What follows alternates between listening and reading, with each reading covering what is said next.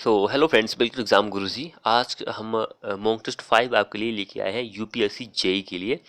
तो ये UPSC JEE के लिए ही नहीं, एसएससी जेई के लिए भी और अदर स्टेट के जेई बोर्ड के लिए भी इंपॉर्टेंट है। तो चलिए हम शुरू करते हैं आज का अपना वीडियो। तो सबसे पहले हमारा फर्स्ट क्वेश्चन क्या बोल रहा है, which of these is the hardest mineral. ये चार यहाँ पे ऑप्शन दिए गए हैं, apatite, feldspar, quartzite and calcite. इनमें से ऐसा कौन सा मिनरल है जो सबसे हार्डेस्ट होता है। तो आपको ये पता होना चाहिए कि हार्डनेस जो होती है हम उसको किस स्केल से मेज़र करते हैं। तो मोहो स्केल होता है एक, उसके द्वारा हम हार्डनेस का पता लगा सकते हैं किसी भी मिनरल का, किसी भी रॉक का। तो इनमें से ऐसा कौन सा है जो कि सबसे हार्ड होता है।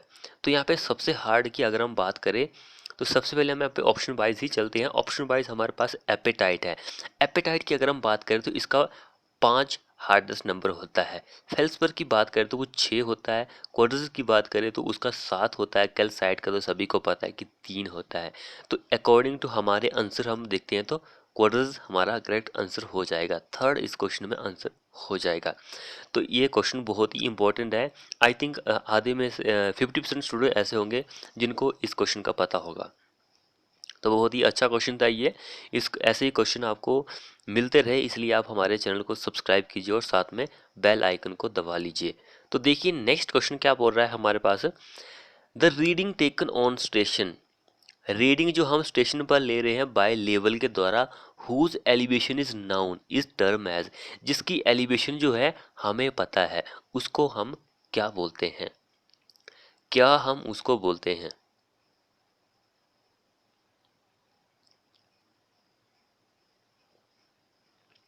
तो उसको हम क्या बोलते हैं, बैक साइड। बैक साइड की जो होती है वो फर्स्ट स्टाफ रीडिंग होती है जो कि सर्वेयर के द्वारा ली जाती है जब आप इंस्ट्रूमेंट को सेटअप कर लेते हैं। तो first reading taken by the surveying is back side, उसको हम बैक साइड रीडिंग बोलते हैं, या फिर इसको हम आरएल भी बोल सकते हैं। रिड्यूस नाउन एलिवेशन जो होता है वो बैक साइड का ही होता है। तो 4 हमारा इस क्वेश्चन का आंसर हो जाएगा। ये सारी चीज़ें आपको ध्यान में रखनी क्योंकि एग्जाम में कुछ भी पूछा जा सकता है, तो इस चीज़ का आपको खास ध्यान रखना है। अगला क्वेश्चन देखिए हमारे पास क्या बोल रहा है, which of the following admixture are used in construction of oil well where temperature increases up to 200 degree Celsius. कौन सा इनमें से एडमिक्सचर है जिसको हम यूज करते हैं ऑयल वेल में। ऑयल वेल की जो कंस्ट्रक्शन होती है वहाँ पर, जहाँ पर हमारा टेम्परेचर 200 डिग्री से भी ज़्यादा इंक्रीज हो जाता है। कौन सा ऐसा एडमिक्सचर होता है। वेरी इंपॉर्टेंट क्वेश्चन है ये। एडमिक्सचर कौन सा है हमारा यहाँ पर, क्या आंसर रहेगा। तो यहाँ पर हमारा जो करेक्ट आंसर रहेगा वो रिटार्डर होता है। थर्ड इस क्वेश्चन में हमारा करेक्ट आंसर हो जाएगा। नेक्स्ट क्वेश्चन देखिए, grading of aggregate in concrete mix is necessary to achieve. Grading जो होती है कंक्रीट मिक्स में वो नेसेसरी होती है, ज़रूरी होती है ताकि कुछ हमें अचीव करना होता है। तो वो क्या अचीव करना होता है, यहाँ पर यही क्वेश्चन बहुत ही इंपॉर्टेंट है।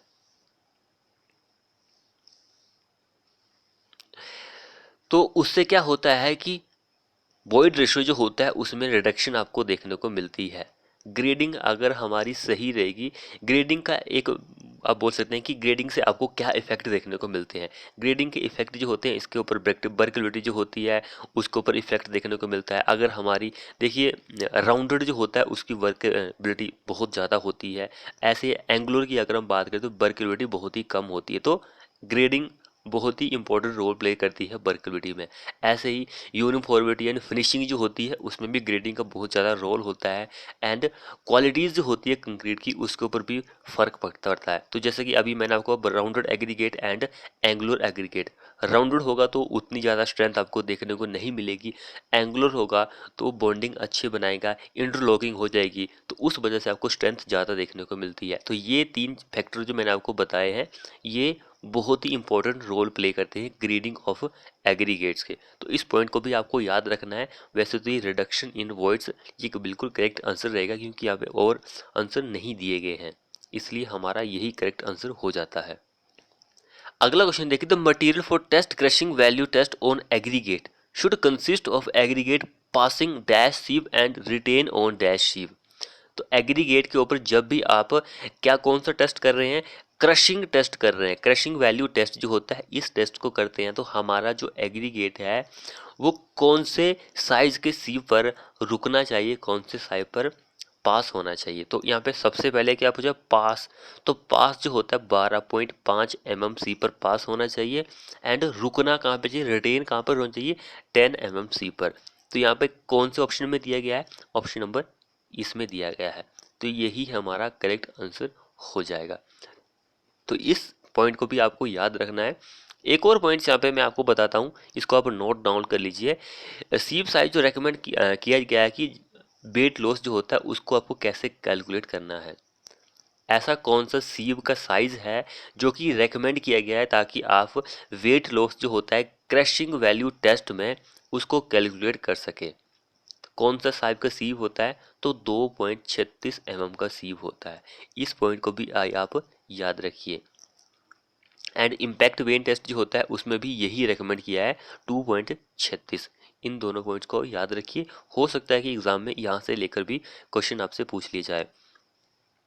उसके बाद नेक्स्ट क्वेश्चन देखिए, stretcher bond is generally used for. Stretcher bond जो होता है किसके लिए यूज किया जाता है। तो सबसे पहले आपको स्ट्रेचर बॉन्ड के बारे में थोड़ा बहुत जानकारी होना जरूरी है। स्ट्रेचर बॉन्ड जो होता है आपको 190 × 9 जो सेंटीमीटर होता है उसका फेस आपको दिखाई देता है। जैसे कि ये लेंथ है 90 सेंटीमीटर एंड ये हाइट जो हो गई, ये वाला फेस आपको दिखाई देता है ब्रिक का, उसको हम स्ट्रेचर फेस बोलते हैं। अदर वे में अगर बोले हम तो stretcher face is the longer face of the brick see as seen in the elevation. अगर मैं आपको यहाँ पे एलिवेशन बना के दिखाऊं, जैसे कि ये हमारी दीवार है, तो ये फर्स्ट कोर्स है, ये सेकंड कोर्स है, तो ये हमारी एक ब्रिक आ गई, तो ये दूसरी ब्रिक आ गई। तो ये आपको जो दिख रहा है ये वाला ये हमारा स्ट्रेचर बॉन्ड है। तो स्ट्रेचर बॉन्ड जो होता है वो जनरली यूज्ड फॉर किसके लिए यूज किया जाता है, हाफ ब्रिक के लिए यूज करते हैं। हाफ ब्रिक की जो वॉल होती है उसके लिए आप इसको यूज करेंगे। तो ये चीज़ भी आपको ध्यान रखनी है। उसके बाद देखिए यहाँ पे इनकरेक्ट स्टेटमेंट हमें चूज करनी है डिफेक्ट ऑफ टिम्बर से। डिफेक्ट ऑफ टिम्बर जो होते हैं उसमें कौन सी गलत स्टेटमेंट है, तो हमारे पास ऑप्शन ये सही है, तो ये गलत हो जाएगा। सिंपली हम आंसर को देखते हैं कि ये गलत है, बाकी ये तीनों सारी ठीक है। अगला देखिए, expansion and shrinkage at plywood are comparatively very low as. Expansion shrinkage जो होता है वो प्लाईवुड में कंपैरेटिवली वेरी लो होता है। क्यों, क्योंकि यहाँ पर क्या होता है कि जो पाइल्स होती है प्लाईवुड में, आपको पता है कि पाइल्स जो होती है वो प्लेस की जाती है right angle to each other, इसलिए ये बहुत ही लो होता है। क्या, श्रिंकेज एंड एक्सपेंशन जो होता है, इस चीज़ का भी आपको ध्यान रखना है। यहाँ से भी क्वेश्चन जो है पूछ लिया जा सकता है।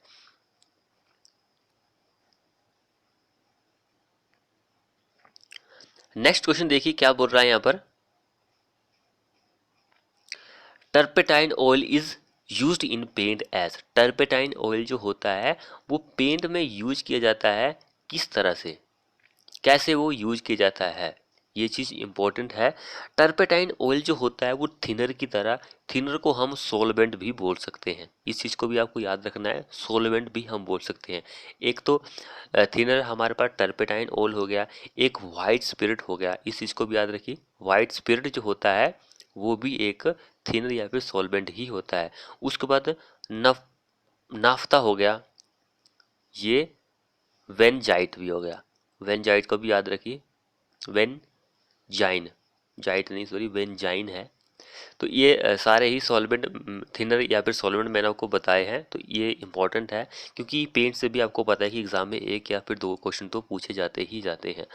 उसके बाद देखिए यहाँ पे ratio of bottom diameter to top diameter of the steel mould used for slump test is. क्या रेशियो होता है इसका, आपको ये बताना है। तो देखिए सबसे पहले आपको स्लम्प जो कोन होता है उसका आपको डायमेंशन पता होनी चाहिए कि डायमेंशन क्या होती है। ये जो होता है कुछ इस तरह का होता है, इस तरह का होता है। तो इस तरह का होता है, तो ये जो होता है इसका डायमीटर 10 सेंटीमीटर का होता है। इसके अगर हम हाइट की बात करें तो हाइट जो होती है इसकी वो 30 सेंटीमीटर की होती है, एंड इसके हम बॉटम डायमीटर की बात करते हैं वो 30 सेंटीमीटर होती है। तो ये स्लम्प कोन है, आपको इसके बारे में पता होना चाहिए। तो यहाँ पे टॉप एंड बॉटम का, पहले बॉटम का पूछा गया है कि बॉटम और टॉप का रेशियो कितना होता है, 1:10⁻²। तो हमारे पास यहाँ पे रेशियो आ गया, तो करेक्ट आंसर इज 2। देखिए ऐसा भी क्वेश्चन बन सकता है, तो इस चीज़ से आपको देखना है कि सबसे पहले आपको डिमेंशन पता होनी चाहिए कि डिमेंशन क्या होती है, उसके बाद ही आप क्वेश्चन को सॉल्व कर सकते हैं। तो इस चीज़ को आपको खास ध्यान रखना है। रेशो वाला मैंने आपको ये दूसरा क्वेश्चन करवाया है, क्योंकि जो आज के वीडियो में हम दूसरा क्वेश्चन जो है वो आपकी 2 बजे क्लास होगी, वहाँ पर आपको देखने को मिलेगा। तो वो आपको पता है कि हिंदी वाली क्लासेस होती है, हिंदी और इंग्लिश दोनों सेक्शन की क्लासेस होती है। यहाँ पर आपको इंग्लिश में ही सेक्शन क्वेश्चन मिल रहे हैं। अगला क्वेश्चन देखिए, unit of measurement for fabrication and hoisting of steel work should be. क्या होता है यूनिट ऑफ मेजरमेंट? जब भी स्टील वर्क की बात आएगा तो वो आपको पता है कि क्विंटल में ही होता है, क्विंटल में ही होता है, लेकिन सम केसेस में कुछ अलग अलग होता है। तो इस चीज़ का भी आपको याद रखना है, वैल्यू क्या क्या होती है। अगला क्वेश्चन देखिए, डिस्ट्रेस वैल्यू क्या होती है? डिस्ट्रेस वैल्यू क्या होती है, डैश होती है, क्या होती है? तो डिस्ट्रेस वैल्यू क्या होती है, आपको ये चीज़ पता होनी चाहिए। सबसे पहले मैं इसका मीनिंग आपको बता दूँ कि ये डिस्ट्रेस वैल्यू होती क्या है। मान के चलो कि आपकी आपने कोई चीज़ बनाई है, उस चीज़ की मार्केट की वैल्यू कितनी है? उस चीज़ की मार्केट की वैल्यू है 10 करोड़ रुपए। मान के 10 करोड़ रुपए वैल्यू, हम बिल्डिंग बना रहे हैं कि 10 करोड़ की वैल्यू है, तो आप उस प्रॉपर्टी को बेच रहे हैं 8 करोड़ में, 7 करोड़ में, कुछ इतने करोड़ में बेच रहे हैं, इनकी उस वैल्यू से कम ही बेच रहे हैं, तो उस वैल्यू को हम डिस्ट्रेस वैल्यू बोलते हैं। तो इस क्वेश्चन में हमारा आंसर क्या हो जाएगा? When the property is sold at a lower value than market, तो उसको हम क्या बोलते हैं? डिस्ट्रेस वैल्यू बोलते हैं। सेकंड इस क्वेश्चन में हमारा आंसर हो जाएगा। अगला क्वेश्चन देखिए, for carrying out tensile strength of concrete, sorry tensile strength of cement, the percentage of water to be used for is calculated from formula. तो यहाँ पर फॉर्मूले दिए गए सम, तो यहाँ पर आपको बताना है कि टेंसाइल स्ट्रेंथ जो होती है सीमेंट की, आप उसको फाइंड आउट कर रहे हैं। तो परसेंटेज जो होता है पानी का जो कि आप ऐड करते हैं, वो कितना होता है, ये चीज़ इंपॉर्टेंट है।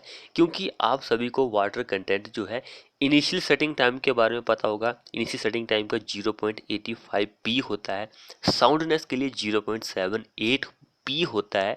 लेकिन आपको टेंसाइल स्ट्रेंथ जो होती है, सम स्टूडेंट हो गए कुछ, उनको पता होगा टेंसाइल स्ट्रेंथ टेस्ट भी होता है, उस केसेस में भी हमारा परसेंटेज ऑफ वाटर होता है वो क्या होता है, एक हमारा कंप्रेसिव स्ट्रेंथ भी होता है। इन दोनों के बारे में आपको बताऊंगा मैं अभी। तो इन दोनों के बारे में क्या होगा, सबसे पहले हम देखते हैं यहाँ पर टेंसाइल स्ट्रेंथ जब आप करते हैं तो उसके लिए क्या होता है, वाटर स्ट्रेंथ को फाइंड आउट करने का वाटर कंटेंट जो होता है, फॉर्मूला क्या होता है, तो वो होता है P/2, P/5 सॉरी, +2.5, ये होता है। इससे आप वाटर कंटेंट को फाइंड आउट कर सकते हैं। तो कहाँ पर दिया गया है? ऑप्शन नंबर सेकंड में दिया गया है। उसके बाद हमारे पास P/4 + 3 जो होता है, ये वाला, ये कंप्रेसिव स्ट्रेंथ टेस्ट के लिए होता है वाटर कंटेंट। तो ये भी आपको याद रखना है, ये भी आपको याद रखना है, दोनों से ही क्वेश्चन आपसे पूछा जा सकता है। अगला देखिए, what is the effect on testing of cement when stored in warm rooms as compare to cold room. तो क्या सेटिंग टाइम पर इफेक्ट पड़ेगा सीमेंट की जब हम उसको क्या कर रहे हैं, स्टोर कर रहे हैं गर्म as compare to cold room. तो क्या इफेक्ट पड़ेगा उस पर? ये इफेक्ट पड़ेगा कि ये सेट क्विकली, तेजी से सेट हो जाएगा, तेजी से सेट हो जाता है। अगला क्वेश्चन देखिए, total depreciation during 10 to 20 years of cement concrete structure is. Total depreciation जो होता है 10 से 20 साल का सीमेंट कंक्रीट स्ट्रक्चर में, वो कितना होता है? डिप्रिसिएशन से बहुत सारे क्वेश्चन एग्जाम में पूछे गए हैं, चाहे किसी भी स्टेट का जेई का एग्जाम हो, तो डिप्रिसिएशन से क्वेश्चन बनते ही बनते हैं। 5 साल तक कुछ कोई भी डिप्रिसिएशन नहीं होती है, सीमेंट कंक्रीट में 5 साल तक कोई भी डिप्रिसिएशन आपको देखने को नहीं मिलती है। 5 से 10 साल के बीच में होती है। कितने परसेंट होती है? 2.5% होती है 5 से 10 सालों के बीच में। एंड उसके बाद हमारे पास जो 7.5% डिप्रिसिएशन होती है वो कब होती है? 10 से 20 सालों के बीच में होती है। उसके बाद 20% डिप्रिसिएशन होती है वो 20 से 40 सालों के बीच में होती है। उसके बाद 60% डिप्रिसिएशन होती है वो 60 साल तक होती है। 40 से 60 या फिर 60 साल तक होती है। तो हमसे यहाँ पे 10 से 20 साल के लिए पूछा गया तो हमारा आंसर 7.5% हो जाएगा। 3 इस क्वेश्चन का आंसर हो जाएगा। जिसने अभी तक हमारे चैनल को सब्सक्राइब नहीं किया वो कर लीजिए। साथ में बेल आइकन को दबाना मत भूलिएगा, क्योंकि बेल आइकन आप जब ऑन करते हैं तो उससे आपको नोटिफिकेशन मिल जाती है। अगला क्वेश्चन देखिए, a line connecting points of zero dip is called. A line connecting points of zero dip, उसको हम क्या बोलते हैं? एक्लिनिक लाइन। एक्लिनिक लाइन हम उसको बोलते हैं, जीरो डिप। एक हमारे पास जीरो डिक्लाइनेशन भी होता है। जीरो डिक्लाइनेशन से भी क्वेश्चन एग्जाम में पूछे गए। यहाँ पे जीरो डिप होता है, जीरो डिक्लाइनेशन जो होता है, डिक्लाइनेशन, तो उस केस में हमारा एगोनिक लाइन होता है। एगोनिक लाइन होता है। ये चीज़ भी आपको याद होनी चाहिए कि इसमें हमारा क्या आंसर होता है।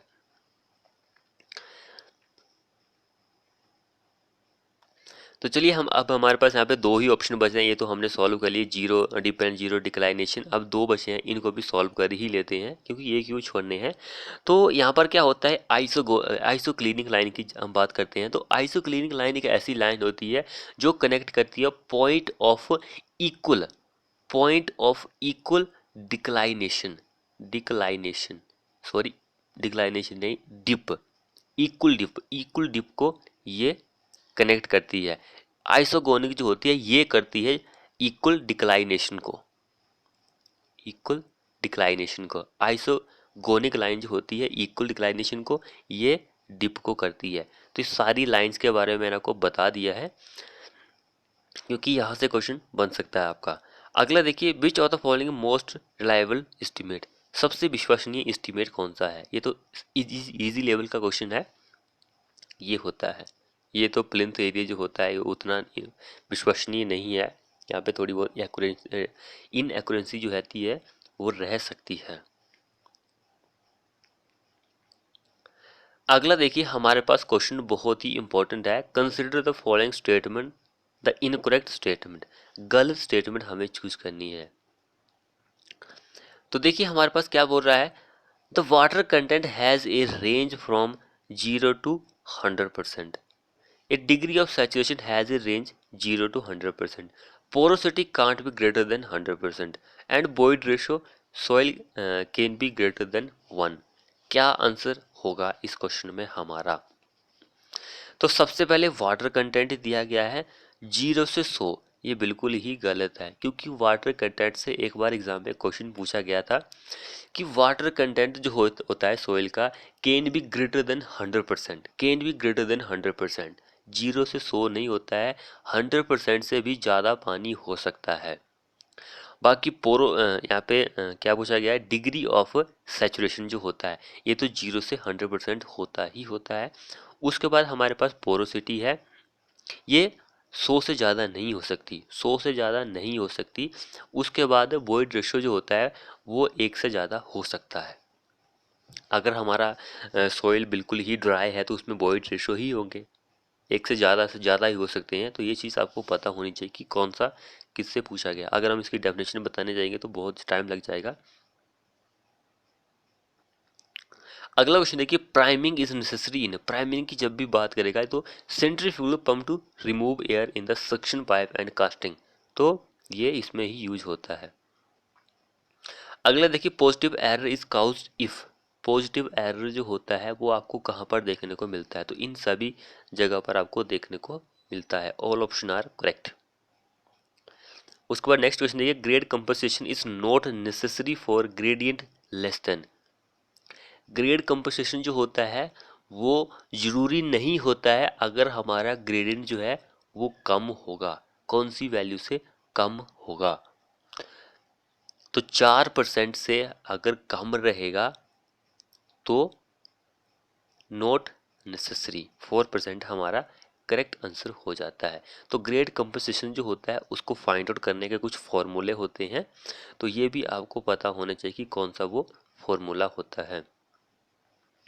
तो वो 30 प्लस आर ओवर आर, एक फॉर्मूला ये होता है, एक 75 ओवर आर ये फॉर्मूला होता है। तो इन दोनों फॉर्मूले को कंपेयर करके ही हमारा ग्रेड कंपोजिशन हम फाइंड आउट कर सकते हैं।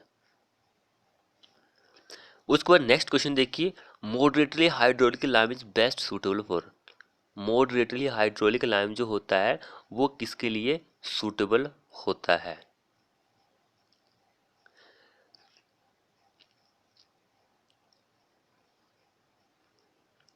तो हाइड्रोलिक लाइम जब भी बात करेगा तो ये इसको हम वाटर लाइम भी बोलते हैं, वाटर लाइम हम इसको बोलते हैं।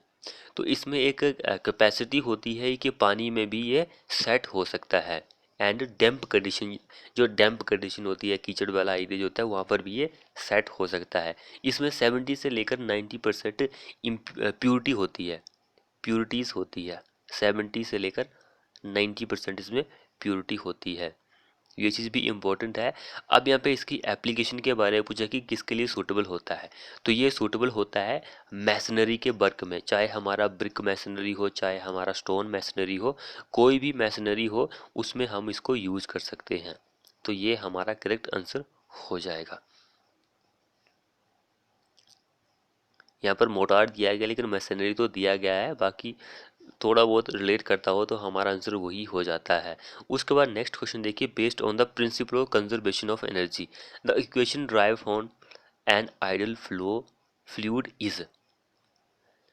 तो कंजर्वेशन ऑफ एनर्जी जो होती है वो बर्नौलिस इक्वेशन से रिलेट करता है, इस चीज़ को आपको खास ध्यान रखना है। बर्नौलिस इक्वेशन जो होती है इसमें कुछ एजम्पशन दी गई है, जैसे कि इसमें फ्लूइड जो होता है हमारा वो आइडल फ्लूइड होना चाहिए जिसमें कोई जीरो विस्कोसिटी होनी चाहिए, एंड हमारा फ्लो जो होता है वो steady and incompressible and one dimensional होना चाहिए। तो ये सारी चीज़ें इंपॉर्टेंट है एग्जाम के पॉइंट ऑफ व्यू से। देखिए नेक्स्ट क्वेश्चन देखिए, what is the use of through compass in plane table surveying. Throw compass जो होता है प्लेन टेबल सर्वेइंग में क्या उसका यूजेस होता है, उसका ये यूजेस होता है कि to orient the plane table along magnetic meridian, तो यही इसका मेन यूजेस होता है। उसके बाद नेक्स्ट क्वेश्चन देखिए, a body is called steam line body when. तो क्या आंसर रहेगा इस क्वेश्चन का, a body is called steam line body when the surface of body coincide with the steam line. Second इस क्वेश्चन में हमारा answer हो जाएगा। अगला देखिए, स्टेबल इक्विलिब्रियम जो होता है which of the following statement is true. Stable equilibrium के केसेस में, तो स्टेबल में आपको एबव ढूंढना है कि कहाँ पर दिया गया है। एम जो होता है वो ग्रेविटी के ऊपर होता है, तो सी हमारा इस क्वेश्चन में आंसर हो जाएगा। Meta centre is above, Meta centre जो होता है वो एबव होता है centre of the gravity of body. जो बिलो वाला ऑप्शन होता है ये किसके लिए होता है, अनस्टेबल के केसेस में होता है, एंड एक कॉन्साइड होता है वो यहाँ पे दिया नहीं ऑप्शन, वो न्यूट्रल कंडीशन के लिए होता है। उसके बाद नेक्स्ट क्वेश्चन देखिए, vegetable cover and washing of fines in soil will have the what effect on infiltration respectively. तो इंक्रीज एंड डिक्रीज होता है। अगला क्वेश्चन देखिए, width of standard gauge is. Standard gauge जो होता है उसकी विड्थ क्या होती है। सिंपल क्वेश्चन है, कितनी विड्थ होती है, तो आपको ये बताना है, वेरी वेरी इंपॉर्टेंट क्वेश्चन है ये। कितनी विड्थ होती है, तो वो होती है 1435 mm, 1435 mm होती है स्टैंडर्ड गेज जो होता है, क्योंकि 1.435 मीटर होती है। स्टैंडर्ड गेज होता है हमारे पास, एक ब्रॉड गेज भी होता है, एक मीटर गेज होता है, ऐसे नैरो गेज होता है, ऐसे ही स्टैंडर्ड गेज भी होता है। तो आपको इस चीज़ का भी याद रखना है कि कौन कौन से गेज होते हैं। उसके बाद नेक्स्ट क्वेश्चन देखिए, अलाइनमेंट ऑफ कैनाल। अलाइनमेंट जो होती है कैनाल की वो क्या होगी, तो ये सारे ही ऑप्शन सही हो जाएंगे। ऑल ऑफ द एबव बिल्कुल सही आंसर है। अगला देखिए, as the slenderness ratio increase the strength of concentrically loaded column. Concentrically loaded column की जो स्ट्रेंथ होती है वो क्या होती है, तो डिक्रीज होती है, हमारा स्लेंडरनेस रेशियो इंक्रीज होगा उस केसेस में। अगला क्वेश्चन देखिए, difference between the mean strength and characteristic strength of concrete can be given by. क्या होती है मीन स्ट्रेंथ जो होती है, तो मीन स्ट्रेंथ जो होती है वो इसी पर डिपेंड करती है। अगर मीन स्ट्रेंथ के बारे में आपको पता होता है कि मीन स्ट्रेंथ जो होती है वो क्या होती है, एफ सी के प्लस 1.65 स्टैंडर्ड डेरिवेशन। इसको सिग्मा जो होता है इसको स्टैंडर्ड डेरिवेशन हम बोलते हैं। ये अलग अलग ग्रेड के लिए अलग अलग होता है, ये क्वेश्चन तो हमने डिस्कस किया नहीं। क्वेश्चन देखिए क्या बोल रहा है, which limit state deals with strength out turning sliding buckling fatigue fracture etcetera. कौन रिलेट करता है, जिसने चैनल को सब्सक्राइब नहीं किया वो कर लीजिए, तो वो अल्टीमेट लिमिट स्टेट होता है। 1 इस क्वेश्चन में हमारा आंसर हो जाएगा। अगला क्वेश्चन देखिए, in friction friction force F is term as dash when sliding occur at the contacting surface. Contacting surface क्या आंसर रहेगा इस क्वेश्चन का, तो वो होता है kinetic frictional force. Kinetic frictional force होता है। अगला देखिए, in and eccentric construction when the axis of load is laying in the plane of bolted joint the bolt are subjected to, तो उसमें ओनली shear स्ट्रेस होता है। Next question देखिए, as पर हमारे आईस कोड के according recommended the design strength of welded splices should be limited to dash % of design strength of bar in tension supplies.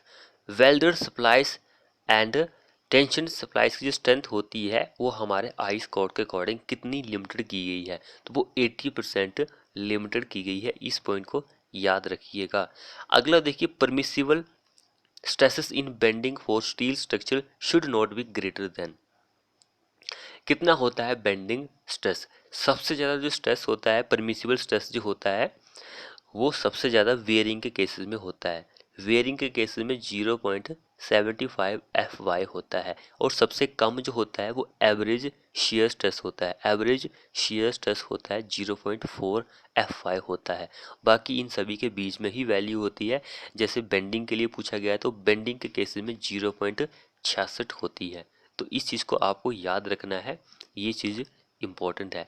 0.6 जो होती है ये टेंशन एंड कंप्रेशन के केसेस में होती है, एंड मैक्सिमम जो शेयर स्ट्रेस होता है वो 0.45 FY होता है। ये भी इम्पोर्टेंट है, एग्जाम में पूछा जा सकता है, तो इस चीज़ को भी आपको याद रखना है। तो सारे ही मैंने आपको यहाँ पे परमिसिबल स्ट्रेस की वैल्यू बता दी है। तो ये अगर हमारी वीडियो को आप पूरा देखते हैं, स्किप नहीं करते हो, तो बीच में कुछ ऐसी जानकारी होती है, हो सकता है कि आपको ना पता हो।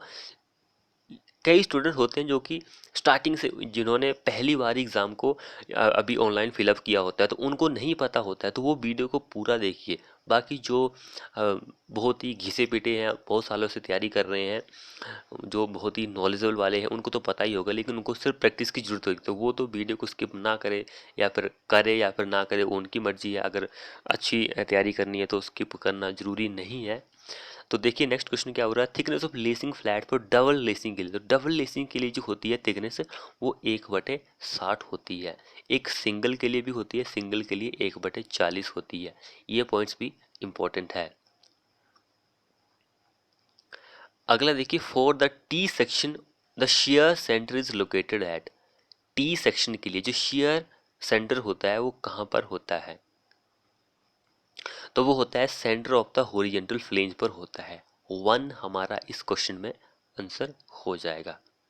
अगला और लास्ट क्वेश्चन देखिए हमारे इस वीडियो का। क्वेश्चन क्या बोल रहा है, एक good building stone, good building stone जो होता है should not absorb water more than. तो वाटर जो सॉरी वाटर नहीं, जो स्टोन होता है बिल्डिंग स्टोन, वहां से बहुत सारे क्वेश्चन जो है पूछ लिए जाते हैं। यहाँ से क्वेश्चन एक ये पूछा जाता है कि उसकी कंप्रेसिव स्ट्रेंथ जो होती है वो कितनी होनी चाहिए। एक बार 100 PA MPA एग्जाम में क्वेश्चन ऑप्शन ये होता है। कई बार आपको ग्रेटर देन 1000 kg पर सेंटीमीटर स्क्वेयर होता है, ये भी कंप्रेसिव स्ट्रेंथ ही होती है, लेकिन ये केजी में है और एमपी में वैल्यू अलग होती है। एंड इसका कोएफिशिएंट ऑफ हार्डनेस जो होता है वो 14 से ज़्यादा होता है। हार्डनेस जो होता है 14 से ज़्यादा होता है। टफनेस जो होता है वो अलग चीज़ है, हार्डनेस अलग चीज़ है। टफनेस इंडेक्स जो होता है वो अलग चीज़ है।